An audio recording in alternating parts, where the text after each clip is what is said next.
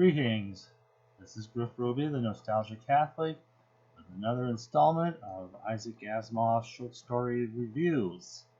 The next one of his short stories to appear after the Foundation installment was in the June 1948 issue of Astounding Science Fiction, and for once the story is neither a Foundation story nor a robot story.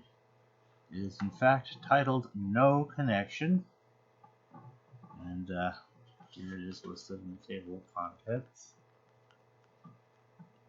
No Connection by Isaac Asimov, page 72.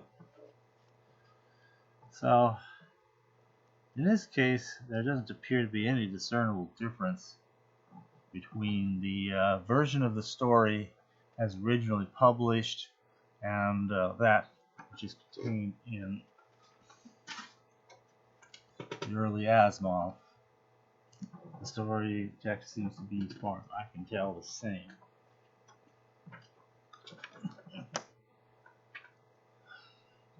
So, they seem to be the same.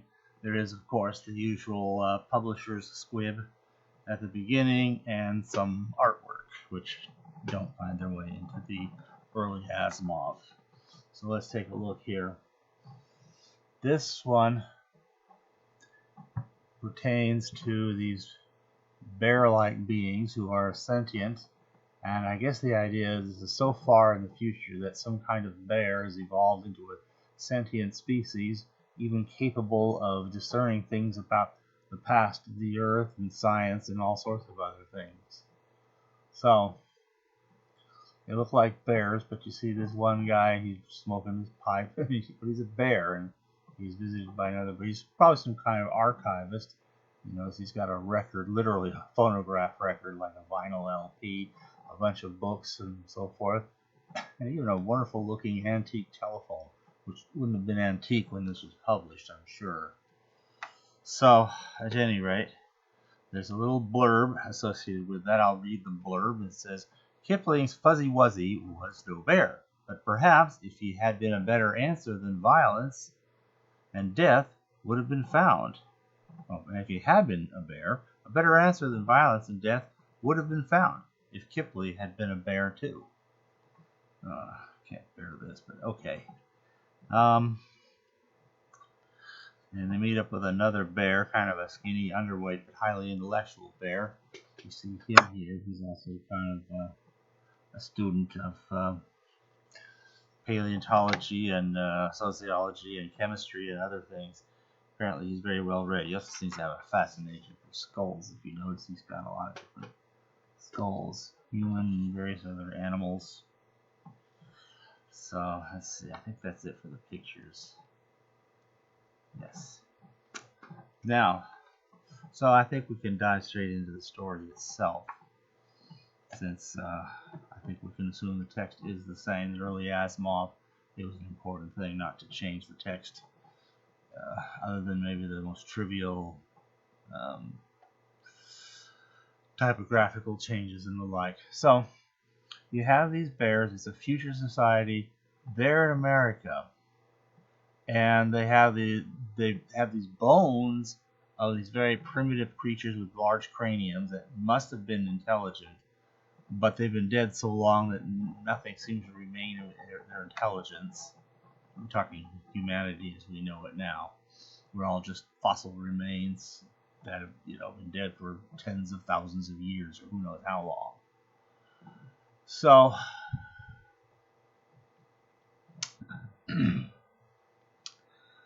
with all that being dead so long, they don't really know.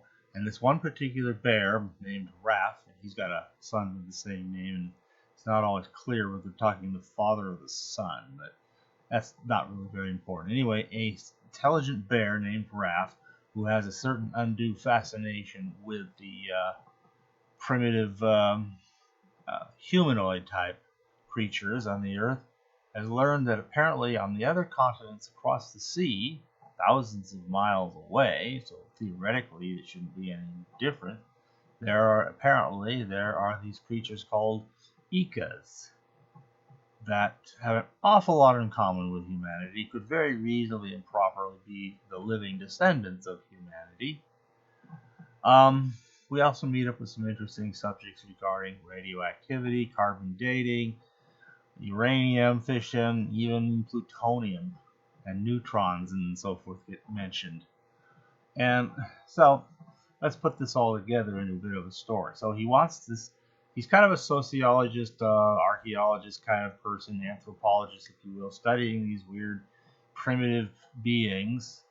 And he picked up wind that apparently somebody else uh, among his bear companions has made contact with these beings who have come apparently in an airship of some kind from across the sea, across the ocean, the Icas. And they claim to be political refugees. Not that these bears have any idea what political means. Apparently, these bears seem to get by with a very simple way of doing everything. Everybody just has their own interests. They do what they want to do that's hopefully useful. If there's some useful chores that nobody wants to do, they take turns doing those chores. So, I mean, it all sounds kind of reasonable, but also kind of not going anywhere. And it would take a kind of creature that somehow works that way as an organism, which I'm not sure that really applies to any. I mean, obviously, human beings cannot function that way. And while you can say, well, bears are a different species, maybe they would. I don't buy it, but who knows, right? Who knows? So anyway, if you want to be a scientist, you can choose to do that. That's your thing of interest. Okay, well and good. Problem being that you become the only expert in your field, probably, unless somebody else just happens to have the exact same interest and wants to work with you on something, because normally you don't. The only other way is if you can persuade, I don't know, I guess the general community of bears at large, that it would be worth having someone help you as a kind of community service thing that somebody can volunteer for, to do those jobs that basically nobody wants to do. It's one of those things. If you could do what you wanted to do, what would you be? Well, nobody grows up as a kid thinking, when I grow up, I want to be a janitor. So I mean, janitor would be one of those community jobs. Okay, that'd be a perfect case in point. So what it means is that unlike the humans of today, and apparently the Icas of the time in this story observed, they can band together and put together little bits and pieces of science and assemble a whole lot more than our bear friends, because the bear, you just got one bear by himself thinking this stuff out by himself. He may be very intelligent, but he's on his own. So it's kind of why is there no connection? Well, first of all, there's no connection. What does it matter what's happening across the sea, across thousands of miles of water? Well, we already seen some Icas come, and then towards the end, we learn that somebody among the bears, probably fulfilling these more community volunteer services, has gone on some kind of a ship all the way across the sea, observed somehow secretly and unobserved, which for a bear must be a rather interesting challenge, what's going on among the Icas of the various, I don't know, Eurasian continents and so forth, and observing that they talk about having a very fearful weapon of some sort. They talk about plutonium, they talk about neutrons, and then they talk about there's all this uninhabited land that they can just take, which means where these bears are, wait, this isn't uninhabited. You can't help but see something of a parallel with the Europeans coming to the Americas and basically seeing the Indians as nothing more, as if they were like just animals. I mean, just clear them out, and you've got all this fresh land that you can use for farming and all these other things, as if they were just animals. And of course, a bear, I mean, apparently in the land of the Icas, they have bears that are like bears that we know them today. They're just bears, not these intelligent creatures like you see in the story. So the idea is it's kind of unnerving. they're having some difficulty trying to do carbon dating or radioactive dating, because you got the uranium, how you can show from uranium it goes to a special kind of lead that you can see what the ratio is, and from that determine how long a particular rock has been solid. It's got so much uranium and apparently balanced off with so much lead, and given the half-life of uranium, which nothing, neither temperature nor pressure nor any other, or presence of other chemicals, can alter its radioactive decay rate. It stays the same. So you can look at that and know exactly how old the rock is. So they're able to make these estimates about how old the Earth is and so forth. Except there's a few places where these estimates make some very strange things, where in places that seem to amount, one of them amounts to probably where Chicago is, another maybe either Los Angeles, San Francisco, or some such place, and another one in what they call the East Harbor. Now, this last little phrasing, in fact, there's a lot of phrasings in here that make a lot of sense, and then one or two that don't make any sense. Let's deal with the ones that make a lot of sense. This is supposed to be the American continent. They even think of themselves as Americans. Obviously not Americans as we know them today. I mean, these are bears.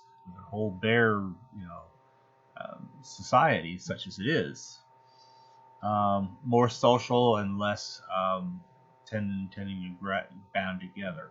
We band together, unite to do something which makes us able to accomplish a lot, and then once we've accomplished it, we don't seem to be quite so social creatures as they. That's kind of the difference they're claiming there. Well, whatever.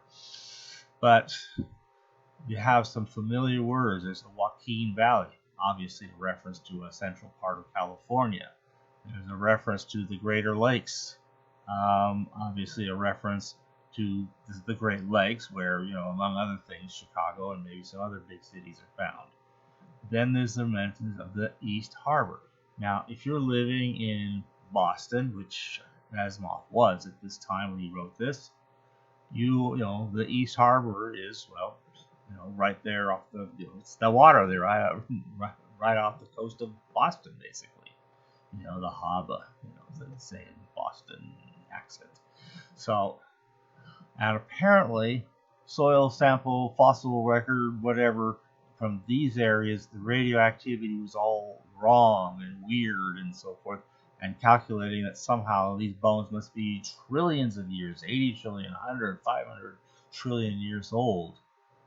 And I guess the idea is, they don't really say this very clearly in the story, you just kind of have to be scientifically smart enough to figure this out. It took me a few rereadings to get this really gleaned out myself.